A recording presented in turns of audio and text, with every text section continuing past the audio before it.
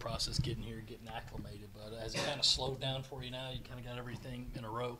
Well, it's still going kind of fast. Right now, just, trying to get settled in and get adjusted to the different type of practice we have here, and which I love, and getting adjusted to trying to find a place to live and all that kind of stuff. So it's still going fast, but I like that. It's a good fast. How did the process go of you getting here? When did Will contact you, and how quickly did that process go? Well, I don't remember the exact dates. I just remember it was around the time of the Georgia State High School Championships, and that's kind of when everything started happening. And it wasn't super fast. It was just a little bit of contact, and then things sped up after the interview, obviously. But it was over the course of a few weeks before I was finally able to get here. What makes a Will Muschamp practice different in your eyes? Well, the thing I love about it, to me, it's old school. It's what I'm used to. It reminds me a lot of what we did at Georgia Southern with Jeff Bunkin, who's the head coach at Army. Just, the physicality that we're able to get in practice with the half line, the 6-on-4.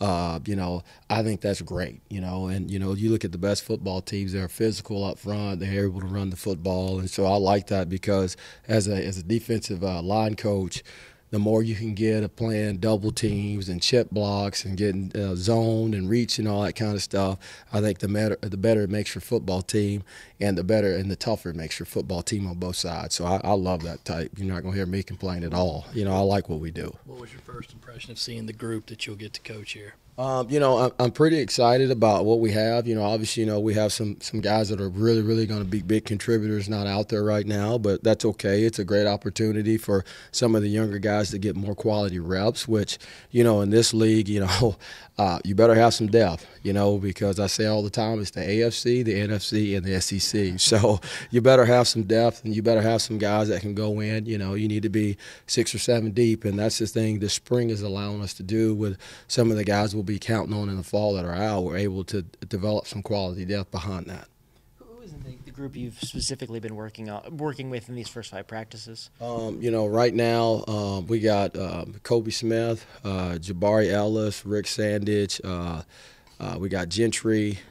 Zach Pickens has been out there some. I mean, that's kind of really the group right now as we're getting started and moving forward. Devontae Davis has been out there as well. So that's kind of the nucleus of guys we got right now. And, hopefully after spring break, we may be able to add another guy or two to the group. But that's kind of what we've been working with. Is there something nice about maybe working with a little bit of a smaller group like that, being able to give them a little more one-on-one attention? Yeah, it's very similar to the setup we had my last year at Arkansas, where I had the inside guys and Coach Caldwell had the DN. So, that helps. You're able to get some quality reps, and I think more than anything else, you're able to really specialize on the blocking schemes and situations that the tackles are going to see, whereas out there playing defensive end, the blocking schemes are a little bit different. The techniques and responsibilities are a little bit different. So, yeah, you're right. You do get to isolate more on what the tackles will see. What about Zach's characteristics and the way that he plays make him a candidate to be not just an early contributor for you, but somebody who can play both inside and outside? Well, the thing I really like about Zach, and the limited basis he's been able to be out there is, number one, is you can't coach that body. He's a big kid. He's already got a powerful lower body. He's got long arms, so he already has the frame.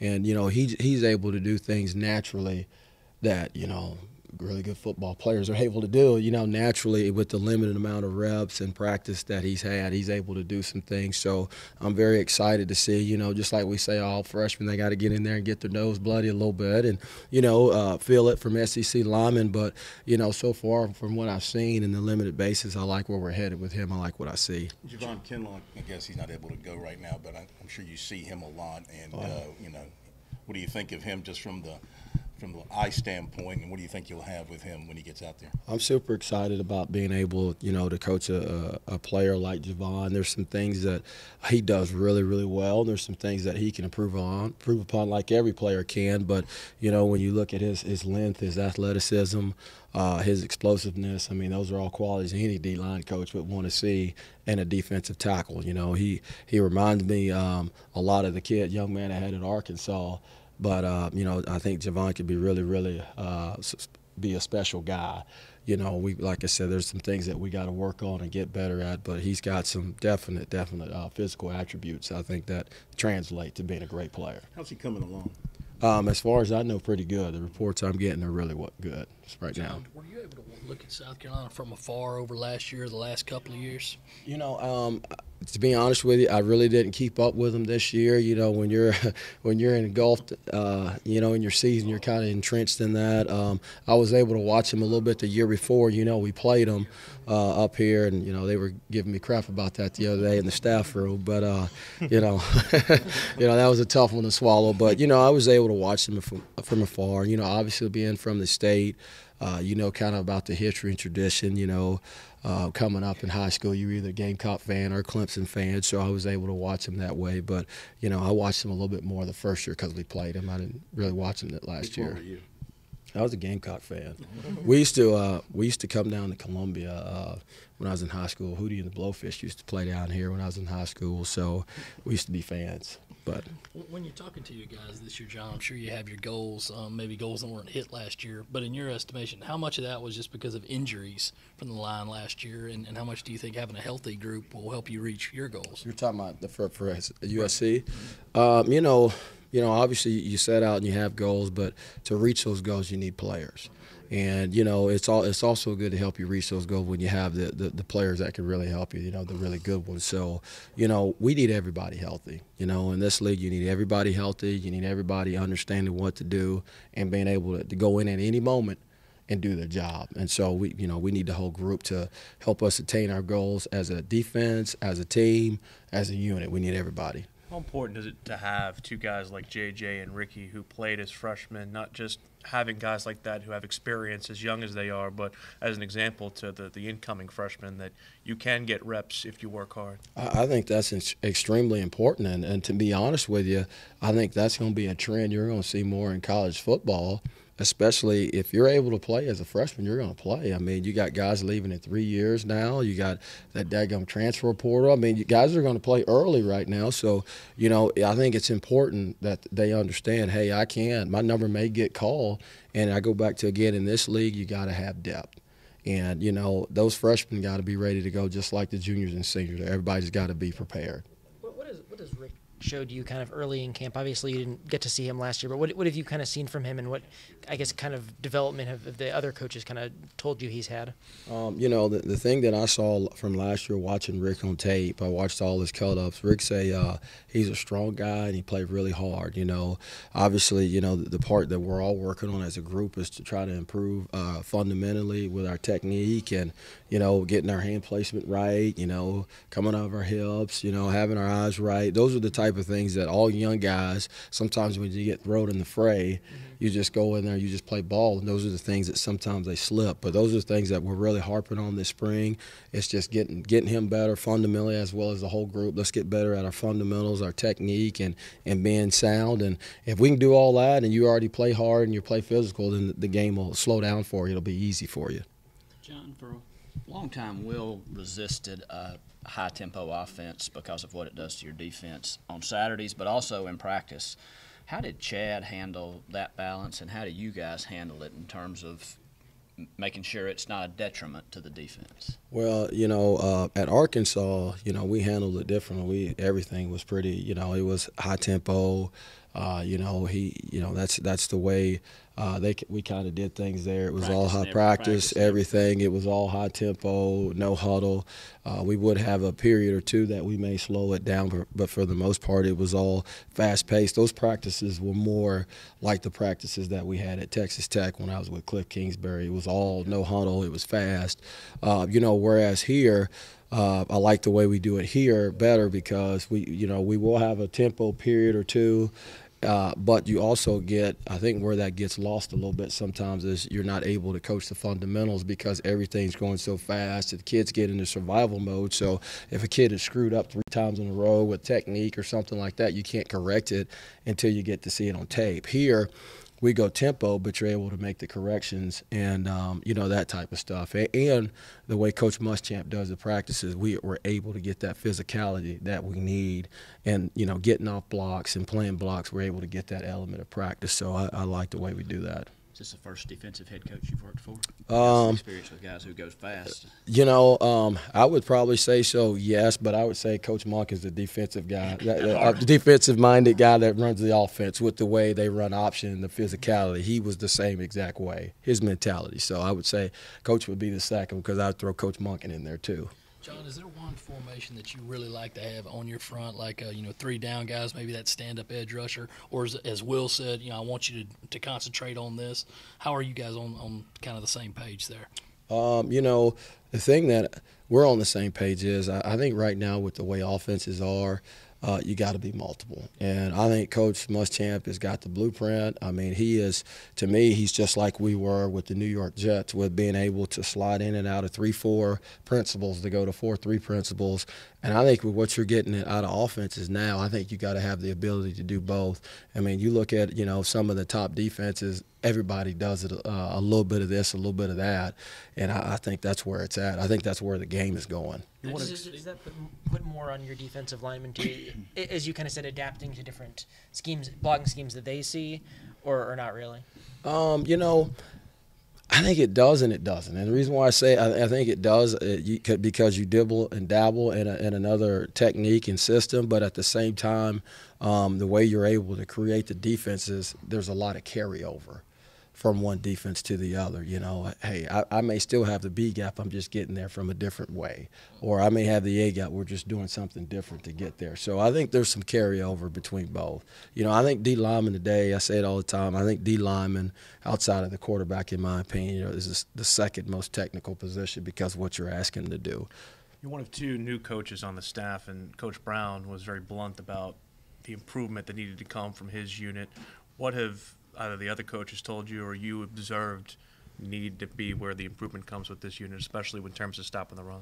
Well, just off of what I've seen, I think we got to be stout up front. I think I told those guys today we're the core of the defense. If the core of your foundation when you're building a house is soft, the house is going to be soft. So we got to be the core. We can't allow people to run the ball inside. We got to make that thing bounce outside. People can't just run right down the middle or run A gap power or B gap power. We got to be able to stop that. So just for us as a group, we got to be fundamentally sound against the run, and we got to be really solid versus the pass. So we got our work cut out with us, and but I think we can get there. We can be what we need to be. They've had a lot of success with kind of that stand-up edge rusher like a Bryson Allen Williams was. Who can be that guy from your group this year if they come to your group? I would say, right now, just from what I've seen in there early on, I think JJ is going to have an opportunity. I think Sterling's going to have an opportunity. Obviously, Wonham. I mean, shoot, those guys can daggone rush. So I think we got good edge rushers. I think if we can do our job inside. And they do their job outside, it'll create some success for everybody. We'll all be able to kind of make gains and make strides and be productive. What were your takeaways from your time with the Jets and how just coaching in the NFL and then coming back down to college? I really enjoyed my time up there. As a coach going in, you always hear those stories and rumors about, hey, you can't talk to this guy this way, you can't do this, you can't do that. But I think the biggest thing for me going up there was adapting on how to coach a super talented player that can do anything you want him to do, and getting him to buy in and be coachable. And one of the myths is those guys aren't coachable. I'd probably say 98% of them are very coachable because they want to be successful and they want to stay on that level. And then you have those extreme cases that we all see that are on SportsCenter every night and doing this and that. But for the most part, they're all great guys. They want to be coached. So I was able to take that away from being able to coach like the top level athlete. And also, my 2 years in the NFL, I probably learned more football than I had ever learned. Just the amount of time they have to study and really dive into what's going on. You don't get that amount of time in college because you got other aspects to deal with. But, just gaining the knowledge and being able to coach those guys. When you're talking to your guys in your position room or recruiting or whatever, does there ears kind of perk up a little bit when you start talking about the NFL and your experience there, or does that not really? I mean, they do. I mean, because most of them sitting in that room, they all have aspirations at some point in time, being able to go play. So I think anytime I'm able to draw experiences from that, or, I always like to pull up tape. We're running the same type of scheme, same type of stunt, and let them see it how the pros do it. I think there's some excitement to it. So anytime I can use those experiences to help get my point across or help them see the total picture, I'll use that. This is a squad that last year it seemed was moving some of the bigger defensive ends to make them nominal tackles, and now seems to have sort of shifted them some of those guys back out. Did you have any hand in that, and what does that sort of match some of the philosophies you have? Obviously it does. I mean, my philosophies are definitely in line with what Coach Muschamp sees, and Coach has been on that NFL level, and one of the things that we talked about in depth was what his beliefs are. My beliefs are the same. I mean, I'm right on the same page with him on that. I think what Coach Muschamp is doing for our football team and the decisions that he's making on defense, and I'm all about it. I think I'm right in line with that. Has your philosophy on quarterback pressure changed as offenses have gotten faster? They have. How so? Where'd you start and where are you now? Well, gone are the days where I remember when I first got into coaching, and even in like 08, 09, one of the things you used to tell the 3 technique, he's got to beat that guy off the edge and stuff. Now you're telling that guy, hey, man, I got to do a great job of really constricting that lane, because quarterbacks now, they run more than they used to now. Mm-hmm. They're going fast-paced, they run more. And then, obviously with the RPO game, gone are the days of like a lot of the true drop back pass. So, I mean, those guys are thick on guys because they're playing run. So, I mean, a lot of times when you get sacks now, it's because the inside guys have done a good job playing run first, and his first read's not there, and somebody beats a block and they go get a sack. About the only time you're going to get true drop back now is like 3rd and 7 and 3rd and 8, mm-hmm. Where you're going to get a chance to work an edge rush move. So instead of, getting all the RPO games you get now, you used to be able to get that drop back. And so that's changed. That's taken a lot of just the straight, true pass rushes you get. I know we did a study when I was with the Jets a few years ago. We just looked at it. We did a college study. How many times a game, we were looking at D tackles, how many times a game out of a 65-play game, 70-play game with a D tackle to actually get to rush the passer, and it was like 5 or 6 times for the whole entire game. Right. Because of the RPO games, because of all the play action. So, when you get that time, it's critical. You got to do something with it. But it has changed your pass rush. I mean, your pass rush is a lot thicker and heavier on guys than it used to be because of the play action RPO game. Do you have to untrain, retrain, get that through people's heads, defensive linemen's heads, that they can't just anymore get the quarterback? Yeah. How much of what you do is when you get these guys is impressing that? We do a lot of run stuff here. Yeah. And we did the same at Arkansas because that's what it is. And, the thing that we've got to be good at is converting from playing run to pass, because that's the hardest thing for them to do, because we're on them, play the run, play the run, play the run, play the run. But now it's play action. Now we got to be able to convert and try to get on an edge and get some pressure. So we spend a lot of time with that, whereas the thinking is it's opposite in the NFL. They want those guys to get off the ball and go rush the passer, So you got to train them, hey, that's not where we're at right now. We got to play run first and react to pass. John, what about this job just caught your attention when you first got the offer from Muschamp? Well, number one, South Carolina to me is always been. I'm from the state, from Greer. It's always been a blue collar place to me, and that's really who I am. So that part of it fit. I've always think this place was a wonderful place. I remember coming to games when I was in high school. We play our state championship here, and I remember that they were exciting. I said my first year at Arkansas when we came up here and played, I mean, I've played at Georgia, we played at Florida, LSU, all the places. This place is rowdy. It has a tremendous game day atmosphere. And so just knowing the history and tradition of that, what this school means to the state, obviously this was closer to my kids, just all of that wrapped up. My family's in the area. To me, it was a no-brainer. It was a no-brainer. What are your impressions of the way this place has changed over the years, and obviously the building you're standing in now? Well, you know what? This is two parts. Okay, so when I went on my interview, I went over to the old spot, and I was like, this place ain't changed at all. Since I was a senior here, I was like, my goodness. And he was like, oh, no, we got a new building. And so then he brought me over and showed me this new building, and my goodness, this is unbelievable. This is unbelievable. This is a great place. That's going to help the university for years and years to come. They did it right. This is a great facility. Is there a level of excitement that, as you guys switch over to the 3-down stuff, you get to work with guys like Keir Thomas and Joseph Anderson? Yeah, I mean, I like how we do it here. I'm excited about that again, because now I think the 3-down element makes the offense block things differently, and it creates a little confusion in their mind when you go from a 3-down to a 4-down and 4-down to a 3-down. So, I'm excited about being able to work with all the guys on that. Before Chad came to Arkansas, how much did you recruit this state? And obviously that staff had plenty of connections here, and I would guess maybe it increased for you. And also, what's it like back recruiting this state kind of full-time now?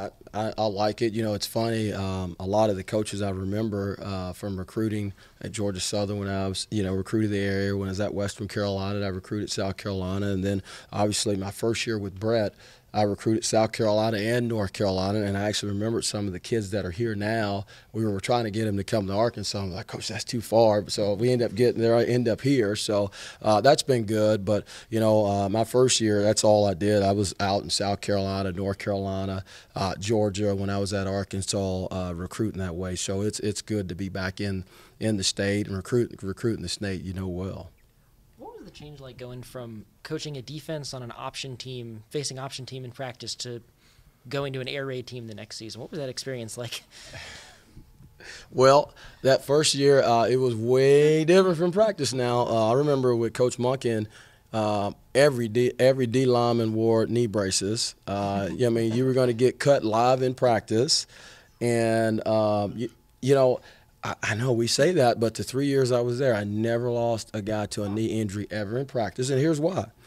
You learn how to play cut block. Mm-hmm. You learn how to play with your hands, and you learn how to be physical. And there's the best teacher in the world is getting in there and doing it. And so, so guys figured it out very quickly. And, I remember my second year there, we played the University of Alabama. I think they were number one on their level. We were number one. And you know what? They had 9 draft picks on defense, and I think we did some good things on offense, and they played really physical. My point is, it made us be a physical football team. Those kids had a physical mentality. So, going from that to an air raid where everything was up tempo and the kids were, in survival mode, it was different. I'm not gonna lie, it was a different deal. So I had to adapt to that. That was a different deal. That whole league in the Big 12 was all up tempo. It was more finesse than it was being physical. And then you get back in the SEC, and it might be up tempo, but it's physical. So you refute the fact that those Big 12 teams don't play defense, like some people say. I'm not saying that. I'm just saying compared to what I've been used to, or what I've seen in the SEC, it's a little different now. It's a little different. What year was that state championship at Greer? That was 1994. Yep, we beat Manning High School 22-7, and I'll never forget it. We had to shut out, and Coach put the 2s in. They scored a touchdown, so still get pissed about that. Did you come back for their championship in 03? No, I wasn't able to come back then. I think it was a graduate assistant in Louisiana when they played. So